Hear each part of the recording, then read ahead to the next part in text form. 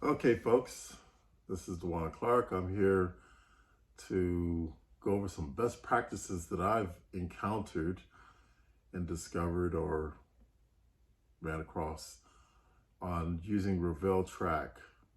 This is a 55-year-old slot car track, and it stood the test of time, and so it's very robust in general, but there's ways to try to keep it as together as possible, and there's ways to try to avoid destroying or damaging the track.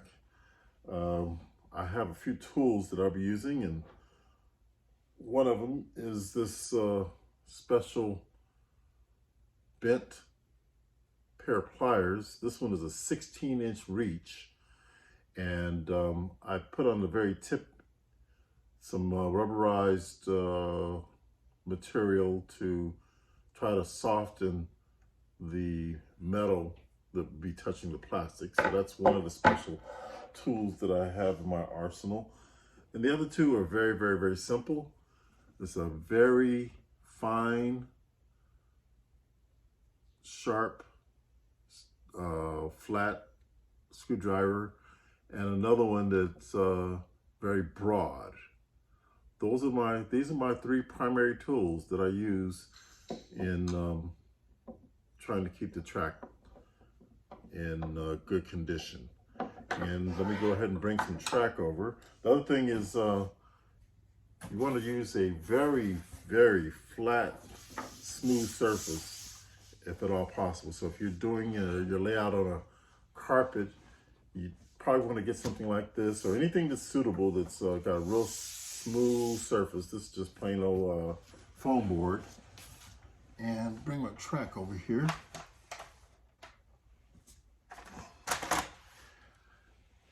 And typically, one of the key things you want to do is make your job a lot simpler by doing all the complex and more tedious things first and ahead of time, and saving the simplest assemblies for the very, very end. With that being said, you want to do all your curves. The first thing you want to do is make sure you get all your overpasses done first and your curves. So those are the key things, and then save the flat, straight, which are the simplest or easiest ones to put together. Save those for last. And so with that being said, I'm just gonna, what I do when I have everything for my system is in a 4-lane configuration, and I typically keep it in 4-lane configurations. Whenever I disassemble a layout and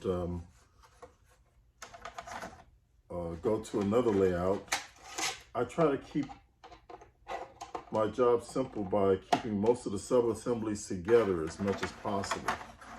So I would probably keep 2 to 3 sections of 4-lane straights all put together. And this is very simple to put together for these. And then I would also use, you have to use a little force on some of these sometimes, depending on how tight they fit. And that's where this tool right here comes into play. You want to use this extremely sparingly, but you'll find that there'll be some cases where your track just does not want to go together very easily. And you don't want to really, really force it. You may get it halfway in there and just be a little bit cracked. Say, I don't know how well you can see this in the video, but you can see how this last section right here is not fully put together. You can see the gaps there versus this one. It's pretty complete. So the way the tool would work, you would simply open the tool up, and you would go underneath the track, and you're going to grip in very special locations to try to close the gap. And that's what I will be doing here. I just basically put it under here and I push it until the gap gets a little closed, and I go further to the other side. This is straight. Make sure that it's like that. And I find another convenient I guess we call these I don't want to call them ribs, but they're little and you want to slowly close the gap on these, but you don't want to break them. So you got to be very careful you choose the right ones in the right areas, and use this very, very sparingly, because it can take the plastic and overstress the plastic and break them. So just do it gently there, maybe a little bit in the middle. Catch it a little bit in the middle, try to.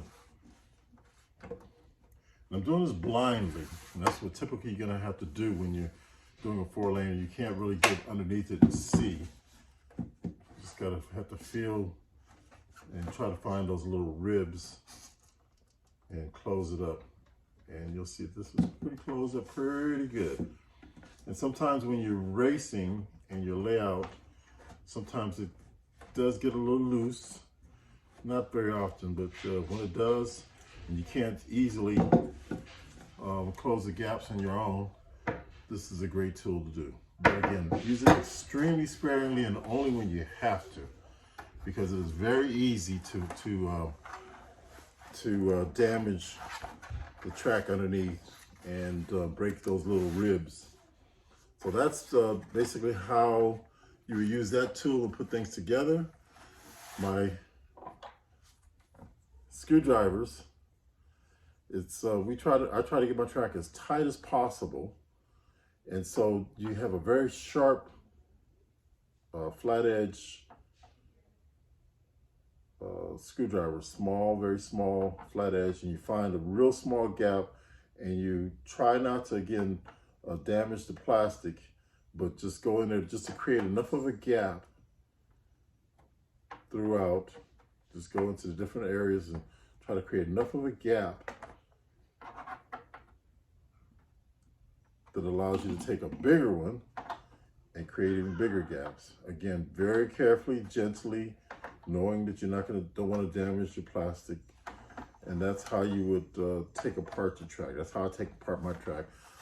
They talk about rocking it back and forth, and you want to really minimize the amount of that, because that is how you break your tabs. So that's how typically taking apart a piece of track and putting together a piece of track. Now, I would strongly recommend, again, doing your layout to do your curves first, as well as your overpasses. Any overpasses and curves, you want to do those first. And obviously for the construction of a curve, you have to put your 21-inch radiuses together first, and then you attach them to the back of the 14-inch radius curves. Go with your fingers there and get a little click to make sure that it's nice and straight. You want to minimize the indentation that occurs there. You want to be as flat as possible for your track and for your cars as you're doing it. Okay, and then you would again attach it to your. I'm gonna do it here. This is the flat enough surface. Okay, keeping that straight. And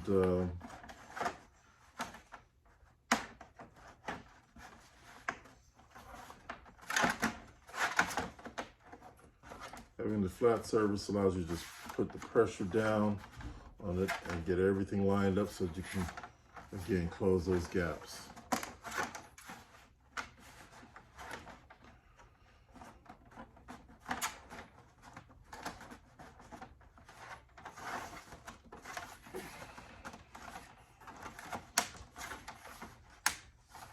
Try to do as much as you possibly can by hand without the use of those special tools, without damaging the track.